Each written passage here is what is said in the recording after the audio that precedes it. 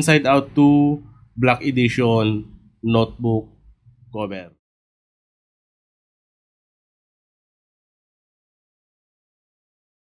Pag nag-print ako guys ng aking notebook cover, ang gamit ko ay L3210. Ayan. So pwede kasi siyang gawing borderless para sa ating notebook na cover. Mas maganda kasi yung borderless para walang white sa gilid. Okay, so ang gamit ko dyan ay pigment ink. Ayan, pigment ink. Ayan, cyan, black, magenta at yung yellow natin. Ayan, so pigment ink, Kuyi. Okay? Ayan. So, ito yung ating notebook cover. So, ang gamit ko lang dyan na photo paper ay 180 GSM lang. Ayan. So, pwede naman 200 kung gusto nyo. Depende sa inyo. So, ang ginagawa ko kasi depende sa brand. Meron kasing brand na photo paper na makapal. Okay? So, tulad ng Kuwap, makapal talaga yan pag 200. GSM, ayan. So, ginagawa nila dyan. Ginagawa ko rin dyan. Pag mababa lang, pag manipis lang, nilalagyan ko ng photo top para kahit paano kumapal siya at the same time ay maganda dahil may photo top siya. Okay? Ayan. So, ito yung ating borderless. Ayan. So, black edition ito ng ating notebook cover para sa ating Inside Out 2. Ayan. So, ginawan ko siya ng version. Kuha ko ng black edition. Ayan. So, panoorin nyo na lang yung video tutorial natin hanggang dulo para doon sa details ng ating notebook cover na template. Okay. So, ipakita ko muna sa inyo kung paano ko siya i-print. So, gagawin natin dyan, pagka-print nyan, i-cut nyo na lang din. O kaya, tupiin nyo sa gitna para maging A5 size. So, A4 size kasi yan guys para sa ating notebook. So, gagawin mo dyan, hatiin mo sa gitna, pinakagitna, or tupiin mo siya sa pinakagitna. Yan. So, ito ang ating black edition. Yan. So, black edition ang ating notebook. Okay? So, magandang-maganda yan. Pigment ink lang yan, guys. Ayan, borderless yan. Okay? Para sa ating notebook cover. Ayan. Diba? Ang ganda. Okay? So, napakaganda, Inside Out 2 Black Edition Notebook Cover. Okay? So, panoorin nyo na lang yung video natin, guys, hanggang sa dulo. Okay, guys. So, ito naman yung template natin na Inside Out 2 Notebook Cover Black Edition. Ayan. So, ginawa ko siyang Black Edition kasi black yung background niya. Ayan. So, lahat ng cover natin ay black. Kaya ginawa ko siyang black edition. Okay? So, dito, meron tayo ditong ginawang notebook cover. Ayan. So, meron tayong subject. Ibig sabihin, diyan mo ilalagay yung subject ng notebook. Okay? So, ang gagawin mo dyan, edit mo muna yan bago mo i-print, syempre. Okay? So, lagay mo yung subject dyan. Edit mo yan. Dito naman sa baba, yung name, section, and teacher. Okay? So, pwede mo edit yan kasi Canva template naman yan. So, napapalitan din ng kulay yan kung anong gusto mong kulay. Okay? So, ito, napapalitan din ng kulay yan, syempre.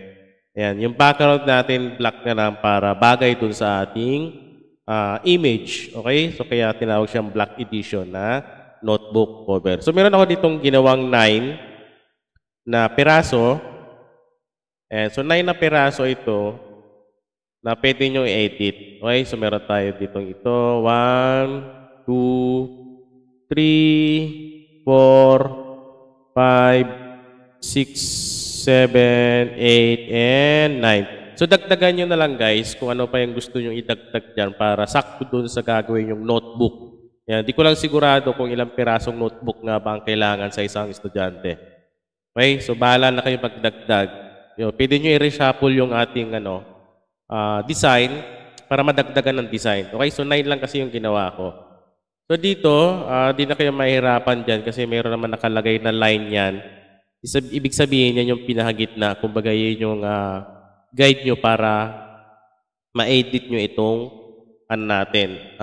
template natin or design natin para sa notebook natin.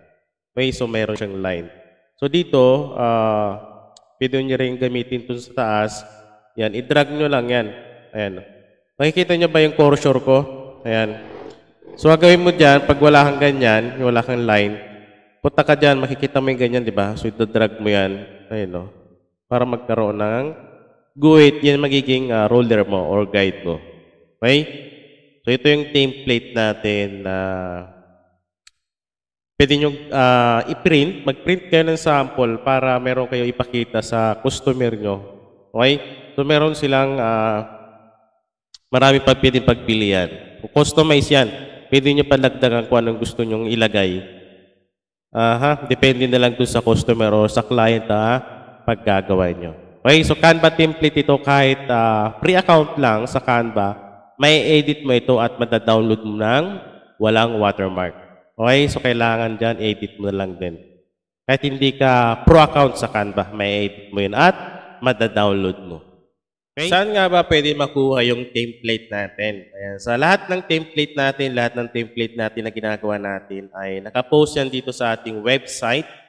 Okay, so sa website natin, naka-upload lahat dito yan. So gagawin mo dyan, pag may account ka na at activated na yung account mo, i-login mo lang yung details. Okay? Ayan. So login mo lang yung details para ma-open mo yung account mo dito sa ating website. Ayan. So, lagay natin yung details. So, pag nag-login ka dito, diretso ka kagad mapupunta dito sa ating pre-templates design. Ayan. So, diretso ka kagad mapupunta. Makikita mo yung mga pinost dito na template in design. Ayan. Ayan. So, scroll mo na lang yan. Marami yan dyan. Ayan. So, next mo na lang yan. So, dito, i-click mo na lang yung inside out to notebook cover template. Ayan. So, pag kinilik mo yan, so ito yung lalabas dyan. Yan. Okay? So, pwede mo basahin yan. Kung ayaw mo basahin, punta ka kagad dito sa baba. Pero mas maganda rin yung basahin mo na rin para meron kang counting kaalaman. Ayan. Counting details lang naman. Okay? Ayan. So, dito sa baba, andito yung ating link. So, may mga link dito. Iisa-isahin mo na lang yan. Andyan din kasi yung materials for printing natin. Okay? So, yung iba kasi dyan, wala pang idea kung ano yung mga pwedeng gamitin sa printing business at yung ating Canva na pwede kang gumawa ng account. Okay? So, isa-isahin mo lang yan. Andyan lang yung files yan. Okay? So, ilang link lang naman yan. Isa-isahin mo na lang yan. So, dito sa bandang kanan natin, andito lahat ng mga naka-upload na ating template. Ayan, no? Ayan. So, click mo na lang yan. Kung wala dyan, pwede ka mag-search. Ayan. Create mo lang yung search. QR code. Kung naghahanap ka ng QR code, so lalabas yung QR code dyan. Ayan, no? Diba? So, ganun lang kadali. Yan. So, message lang sa ating page kung gusto magpa-assist at gusto sumali dito sa ating website. So, ang lahat ng nakapost dito sa ating website ay unlimited download yan, guys. Okay? So, lahat yan, ita-download mo. Pwede mong i-download, pwede mong gamitin sa inyong printing business.